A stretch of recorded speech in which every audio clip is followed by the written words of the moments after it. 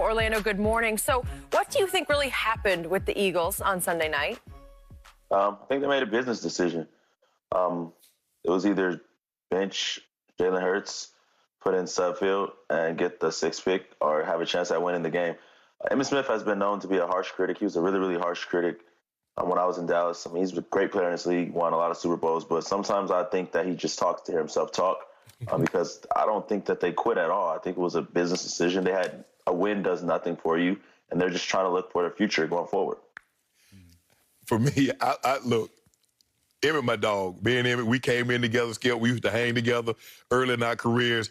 But how do you say the players quit? The players didn't quit. Doug Peterson made a decision. All they can do is what, if he says, you're not dressing, you're not dressing, you're not dressing, what am I supposed to do, ho? Man, I'm dressing. My uniform better be in my locker. Players play, coaches coach. Yes. Well, was Emmett's suggestion the coaches quit? And he said the Eagles quit. I guess he said, I don't know, he said the Eagles. So I guess he means as an organization.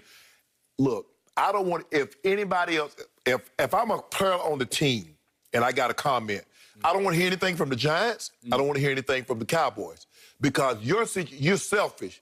You're upset. First of all, Emmett, your Cowboys quit. I don't even want to talk about what they did against Cleveland. And I don't want to talk about what they did against Arizona. And I don't want to talk about what they did the last game. So even if the Eagles had beat Washington, you wouldn't have won because your team got beat Sunday earlier. My team quit at Washington. Yes. For sure. So I don't want to hear anything about any from other players. Like I said, Joe Judge was right. He's just the wrong messenger to deliver that message. Yep. For me, I just don't understand why on 4th and goal, you don't take the field goal from the 4-yard line.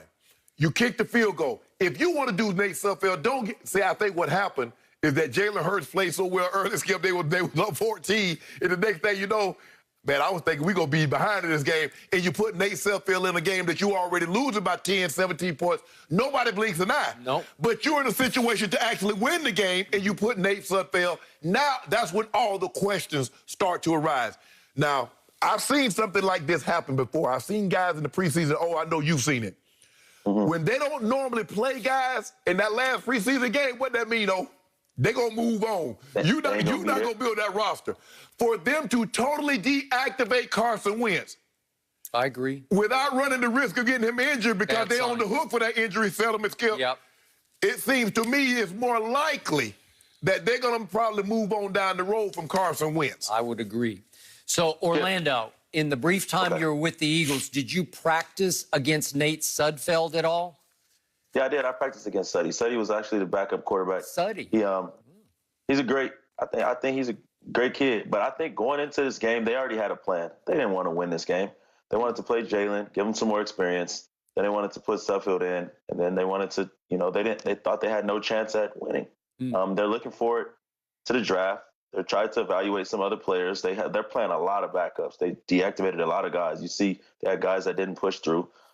They wanted to use it as a 4th preseason game and see who can give them some value and what they can do going forward. But they're absolutely right to want to get a higher draft pick. Who would not want a higher draft pick? Between 6 and 9, that's a franchise-changing draft pick. Okay. I hear what you're saying. I got you, 9 down to 6. But I saw it different than you saw it because Doug Peterson is pretty full of himself. This is a guy who wrote a book entitled Fearless after he beat Bill Belichick and Tom Brady in a Super Bowl 41-33 with the Super Bowl MVP, Nick Foles. I believe that Dougie P, as Shannon calls him, saw some Nick Foles in the guy you call Suddy, Nate Sudfeld, because he's 6 feet 6 inches tall. Yep.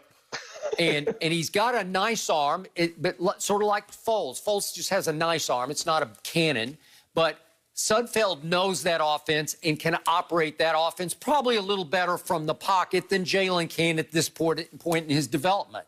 So after the game, Peterson said, I was playing to win. And then the second day, on Monday, he said, hey, I thought we had a little better chance with Nate running our offense throwing than Jalen throwing in the 4th quarter. Well, then why not just play Suddy from the start then? Well, I think he wanted to. I think his heart was telling him that's the way to go. No, his boss was telling him that's the way to go. I don't know about that. I'm do. not sure. Nobody wants to get fired. And tell you one thing about this league, and Sharp, you can tell me this. It's two kind of coaches: coaches that's been fired and there's coaches that's going to get fired. Yep. And he wants to prolong his job, and somewhere along the line that week, it had been discussed that they were going to play Sudfeld at some point in that game, and that's what they were going to do. Winning the game meant nothing to them. Nobody's ever going to remember that game. After the draft, no one's going to be talking about that game. And I've been reading this earlier that 3 of the offensive staffs have been members have been let go by Doug Peterson at the urging of the organization. And so we're going to see how this plays out. Skip, I think Dougie Peterson sees Sudfeld as himself. He does. That's what he looks at himself like, that's me. Let me get this kid because he got a shot later, and Andy Reid took him to Philadelphia from Green Bay. Green Bay, correct. And gave him a nice deal to be his starting quarterback. Right. Andy's first year was at 99. 99. And remember, he ended up tutoring Donovan McNabb. He did. So. Okay. So, to me, Doug Peterson not just set his bridge on fire with Carson Wentz, he burned that bridge to the ground. Yeah. And I think he set a bridge on fire with Jalen Hurts, because you don't do that to a kid. I don't care whether the game mattered or not. You should have let Jalen finish the game. Jalen's sitting over on the bench saying, it's not right. But when he set Jalen Hurts into his office this offseason and said, with this number 6 pick, with this 3-pick hire that we got in the first round and 3-pick hire in the second round, we're going to get you some help going forward. He going to understand. Yeah, but you know what? You're right. He probably will. But that's something you go to the young man and you tell him, say, Jalen, we're going to let you play a couple. He clearly did not know. He didn't know. That might have been your thought process. But you go to Jalen Hurts and say, Jalen, we're going to let you play. You're going to play 2.5 quarters, and that's going to be it. We're going to bring Sudfeld in. Explain that to him. Let him talk. But don't get him out there. He ball and think he's about to win the game. Then all of a sudden, hey, coach say you down. Yep. Because they probably call, and the quarterback coach, hey, Jalen, you down.